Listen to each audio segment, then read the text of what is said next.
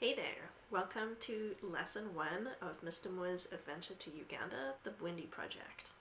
In this lesson, we're going to be talking about how to put together a rocking first aid medical kit for an adventure to a tropical rural area, such as Bwindi Impenetrable National Park in Uganda, which is where the mountain gorillas live.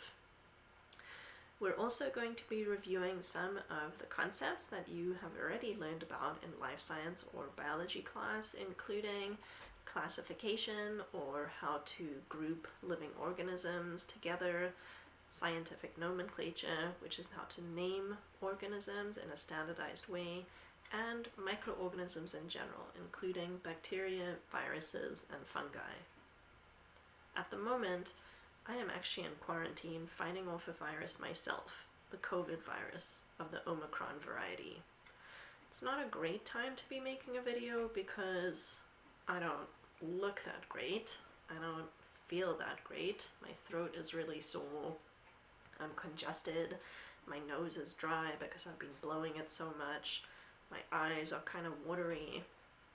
On the other hand, it is a good time to be making this video because it makes me think about the different supplies that are great to have in the case that you contract something like COVID while you're traveling. Things like NyQuil and Dayquil. Now, these won't cure the virus, but they will help alleviate the symptoms and make you feel better. These two bottles wouldn't fit in my suitcase, but they can come in the gel cap variety, which would fit neatly into your medical kit.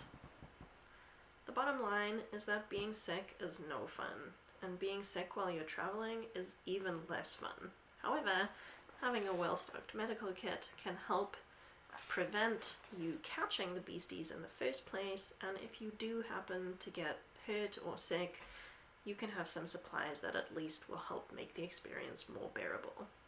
So, without further ado, let's talk medical kits.